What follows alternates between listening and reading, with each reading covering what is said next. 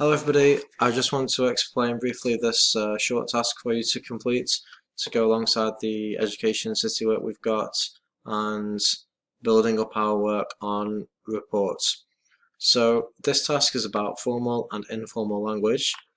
There is a table at the bottom and you have to put those words into the right place in this table. So there are three categories: formal, informal and slang. Now, slang might be a hard one because these are words that actually are not real words. They're used by people sometimes, but you probably won't find them in the dictionary. And you would never use them if you were talking to somebody important or someone in maybe a job interview or a meeting or something like that. So some of these words will come from a certain country, like from the UK, and you won't know what they mean, but I'm going to just show you how we're going to go about doing this. So you've got some filled in already. So for example, the word spectacles is a formal, that's like the professional proper way to say something. Informal, it's still a real word. Yeah, it's still a real word, it's in the dictionary, there's nothing wrong with it, but it just sounds a little bit less serious maybe. And the slang one here. So if I look at spectacles, that's the formal version. We've got specs there for the slang.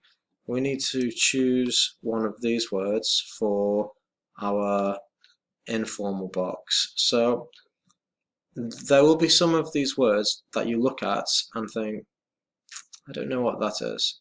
So let's say I do know what this is, but let's say I don't know what spectacles are. All I'm going to do is just copy it, copy the word. I'm going to go into Google. I'm going to put it here. Spectacles definition. Spectacles, and now I can see a pair of glasses. Okay, now I'm going to go back to the worksheet. Pair of glasses. Can I see anything here that means glasses? Yeah, there we go. Glasses. Good. I'm going to put it there. Okay. So next one, beverage. What's a beverage? If I haven't heard the word beverage before, again I'm going to do the same thing. I'm going to copy it, search for it, and find the meaning, and that will hopefully help me to fill in this box here. Maybe there's one here, pleased. If I'm pleased by something, what does it mean? And maybe I can find that one without looking in Google. Same for this one, gentleman. Does it mean the same as gentleman?